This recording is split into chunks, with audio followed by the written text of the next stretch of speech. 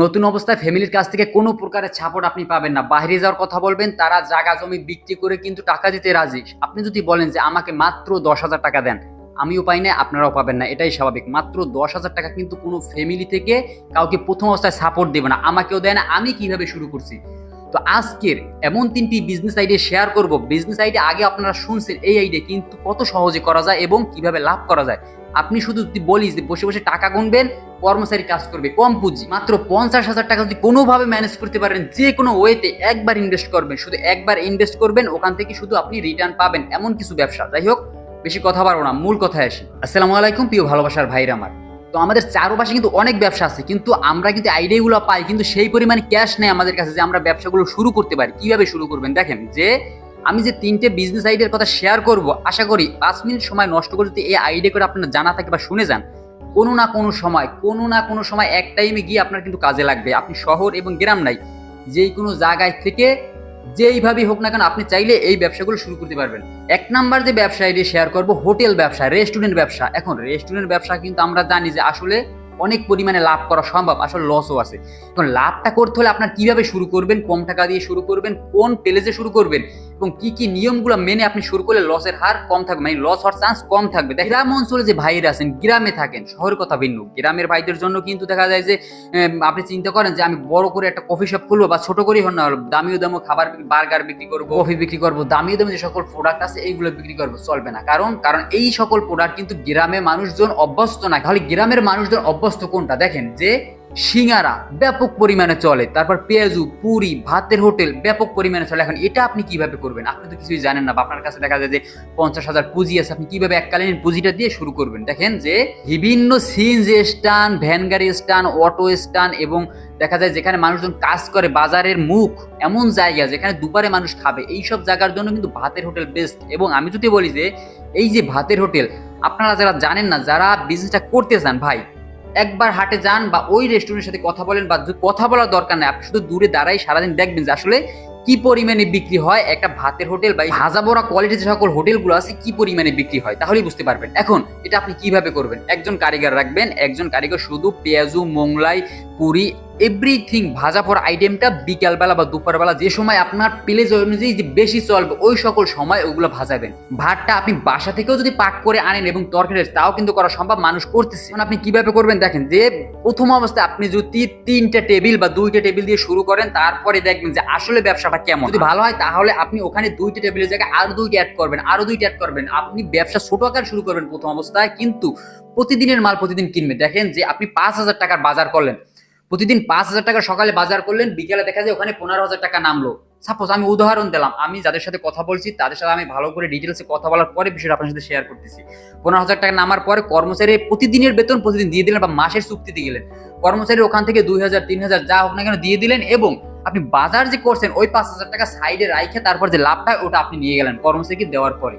চাইলে আপনি শুধু ক্যাশে বসে থাকবেন, আপনার কোনো কাজ না, আপনি শুধু ক্যাশে বসে টাকাটা গুনবেন। তো যাই হোক, চাইলে আপনি একেবারে সহজে কিন্তু যে কোনো রাস্তায় মোড়ে মোটামুটি একটা প্লেস দেখে এই হোটেল ব্যবসা শুরু করতে পারেন। এই জন্য আপনার আহামরি কোনো আসবাবপত্র দরকার নেই। এককালীন কিছু আসবাবপত্র কিনতে হবে, শুধু প্রতিদিনের বাজার করবেন, প্রতিদিন বিক্রি করবেন, বাজার করবেন, বিক্রি করবেন। কিছু মাল যদি বাইসে থাকে ওগুলো কিন্তু ফ্রিজে পারেন, তো চাইলে করা সম্ভব। যাই হোক, 3 নাম্বার একটি ব্যবসাটি শেয়ার করবো, যা আপনি মাত্র 3 থেকে 4,000 টাকা দিয়ে শুরু করতে পারবেন, এবং আপনি কর্মচারী দিয়ে এখানে কাজগুলো করাইতে পারবেন। এখানেও আপনার যাওয়ার কোনো দরকার নাই। আর যদি মনে করেন যে না আমি যাব, আমি পাশে বসে থাকবো একটা চেয়ার দিয়ে, দেখবো সে কি করে, আর যদি মনে করেন না আমি করবো, তাও করতে পারবেন। আপনি এটা শাহী ব্যবসা বলতে পারেন। আপনি বসে থাকবেন, আপনি যদি চান যে আমি কাজটা করবো না, করার দরকার নাই।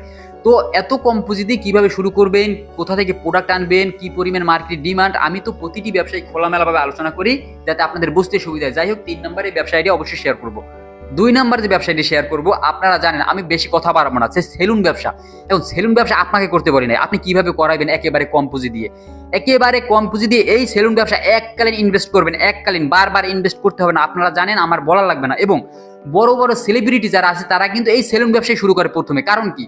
কারণ এটা এমন একটি ব্যবসা, একবার শুরু করবেন আপনি সারা বছর রিটার্ন পাবেন। কারণ এখানে দিন দিন কোনো প্রোডাক্ট আপনাকে অ্যাড করতে হবে না, বসবে না, গলবে না, এমন একটি ব্যবসা। এবং এর দিন দিন কিন্তু ডিমান্ড বাড়ে। আপনি বাজারে যাওয়ার পরে বা সেলুনে যাওয়ার পরে ঘন্টার পর ঘন্টা বসে থাকা লাগে সিরিয়াল দিয়ে, কারণ এই সেলুনের কিন্তু অনেক পরিমাণে ভিড় থাকে, আপনারা জানেন এই বিষয়গুলো। যাই হোক, এখন এই সেলুন ব্যবসা একেবারে কম পুঁজি দিয়ে আপনি কিভাবে শুরু করবেন দেখেন, যে ওয়ে রাখবো আমি 2টা, আপনি যে কোনো ওয়েতে এই এই ব্যবসাটি শুরু করতে পারবেন। যে আপনার কাছে পুঁজি আছে 50,000 টাকা বা 30,000 টাকা বা 40,000 টাকা, আপনার অ্যামাউন্ট অনুযায়ী আপনার কাছে কত টাকা পুঁজি আছে, আপনি কিরকমের ডেকোরেশন করতে পারবেন। প্রথম অবস্থায় ব্যবসায় আহামরি যে এখানে জল, ওখানে লাইট, ওখানে ভালো ডেকোরেশন করার দরকার নাই। প্রথমে সিম্পলি শুরু করবে। ব্যবসায় যে লাভ হবে ওই টাকা আপনি না খাইয়ে ওই টাকা আবার ইনভেস্ট করবেন ব্যবসায়, তাহলে ব্যবসা কিন্তু গ্রো হবে খুব তাড়াতাড়ি। এবং আপনি যদি মনে করেন যে না ব্যবসায় যে আজকে লাভ হয় আজকে খাই আবার ওখানে পরে ইনভেস্ট করবেন, না, টাকাটা গোলাই ফেলবেন, কখনোই লাভ হবে না, পরে বলবেন যে ব্যবসায় লস হয়। যাই হোক, এখন এই সেলুন ব্যবসা কিভাবে করবেন, 50,000 টাকা দিয়ে আমি উদাহরণ দেবো। যে 50,000 টাকা আছে এমন সেলুন ব্যবসা, আপনি এমন একটি ব্যবসা এমন এমন জায়গায় দেবেন, 2 তলার উপরে 3 তলার উপরে ঘোষার ভিতরে যে কোনো জায়গায় মানুষ আপনাকে খুঁজে নেবে, কারণ যদি ভালো কাজ করতে পারেন। এখন আপনার কাছে 50,000 টাকা আছে, আপনি 2টা টেবিল নেবেন, 2টা চেয়ার, মাত্র 2টা চেয়ার, 2জন লোক রাখবেন, 2জন লোক রাখবেন। কোথা থেকে লোক ম্যানেজ করবেন সেই বিষয়ে আলোচনা করব। এখন ছোট একটা রুম, সামনে শুধু একটা আয়না এবং 2টা চেয়ার, সিম্পলি শুধু কাজটা ভালো করতে হবে। যে কাজটা মনের মতন যদি হয় তখন কিন্তু কাস্টমার আবার আসবে। এবং প্রতিদিন আপনারা জানেন যে একটা চুল কাটা একটা শেপ মিলিয়ে কিন্তু 150 টাকা 200 টাকা অ্যাভেলেবেল। এবং এখানে খরচা কি, খরচা শুধু হাতের কাজের পরিশ্রম, এছাড়া কিন্তু কোনো খরচা নাই। এখন আপনি তো এখানে করতেছেন না, আমি 2টা অপশন রাখবো। 2টা লোক রাখবেন, আপনি শুধু 2টা চেয়ার, একটা আয়না আর টুকটাক আসবাবপত্র কিনে দিবেন, ওই এককালীন কিনে দেবেন। এবং তাদের সাথে চুক্তি থাকবে যে প্রতিদিন আপনাদের 2জনকে এই কয় টাকা দেবো, বা আপনাদের মাসে এই কটা দেবো, বা দেখা যায় যে আমাকে এই কয় টাকা দেওয়ার পরে যা হবে সব আপনাদের। যেভাবে আপনার সুবিধা একটা চুক্তিতে নেবেন এবং যেই কোনো জায়গায় আপনি সেলুনটা দিয়ে দিতে পারেন, তারপর আপনি স্বাধীনভাবে ঘুরবেন, আপনার কোনো কাজ নাই, আপনি শুধু ঘুরবেন এবং চুক্তি দেওয়াই আছে প্রতিদিনের টাকা প্রতিদিন এসে আপনি নেবেন। যেভাবে আপনার সুবিধা হয় আপনি কিন্তু চুক্তিতে যাইতে পারেন তাদের সাথে। এবং এই লোকগুলো আপনি কিভাবে ম্যানেজ করবেন, দেখেন যে সেলুন, যে বড় বড় সেলুনগুলো আছে তাদের সাথে যদি কথা বলেন, দেখবেন ওখানে কিন্তু কাজ করার জন্য অজস্র পরিমাণে লোক কিন্তু এক্সট্রা থাকে, তারা কিন্তু কাজ পায় না। তাদের সাথে যখন কথা বলবেন দেখবেন এই লোকগুলো কিন্তু আপনার সাথে কাজ করতে তারা কিন্তু আগ্রহ হবে, কারণ তাদের কাছে পুঁজি নাই, তারা শুধু কাজ জানে, তারা কাজ করবে, কিন্তু আপনি সব ম্যানেজ করে দিতেছেন। আপনি যদি এই কাজটা করতে পারেন, আমি বলছি যে বড় বড় সেলিব্রিটি কেন এই কাজ করে, কারণ এটা এমন একটি কাজ আপনার থাকা লাগতেছে না, ওখানে 12 মাস চলতেছে, কোনো প্রতিদিনের ঝামেলা নাই যে না এই পুরা আইনে দিতে হবে ওই পুরা আইনে, এমন কোনো ঝামেলা নাই, শুধু একবার আইনে দেবেন কাজ চলবে এবং এর চাহিদা দিন দিন বাড়বে।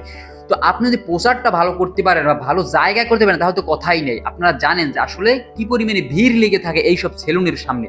এখন আপনি চাইলে নিজে করতে পারেন, নিজের লজ্জা করে নিজের এলাকায় করা লাগবে না, শহরে যান, আরো ডিমান্ড বেশি, শহরে যান, গিয়ে নিজের যেখানে পরিচিত লোকজন নাই কিছু নাই, ওখানে যদি চান যে না আমি এই ব্যবসাটা করব, করতে পারেন, ট্রেনিং নেন, ট্রেনিং নিয়ে করেন, এর কিন্তু মরণ নাই, এই ব্যবসার মরণ নাই। মানুষ যতদিন আছে চুল ততদিন থাকবে, অতদিন কাটতে হবে এবং এর ডিমান্ড দিন দিন বাড়ে। যত কোয়ালিটিফুল কাজ আপনি দিতে পারবেন তত আপনার ডিমান্ড ভালো থাকবে মার্কেটে। মানুষ দূর থেকে হেঁটে বা গাড়িতে করে এসলে আপনার কাছে আসবে, ভালো কাজ করতে পারেন, ভালো সার্ভিস দিতে পারেন। তো আপনারা চাইলে এককালীন পুঁজি দিয়ে এই সেলুন ব্যবসা কিন্তু করতে পারেন। আপনারা এই সকল ব্যবসায়ীটা আগে শুনছেন, কিন্তু ইন ডিটেলস কিন্তু কেউই বলে নাই যে আসলে কিভাবে করবেন, কিভাবে লাভ হয়।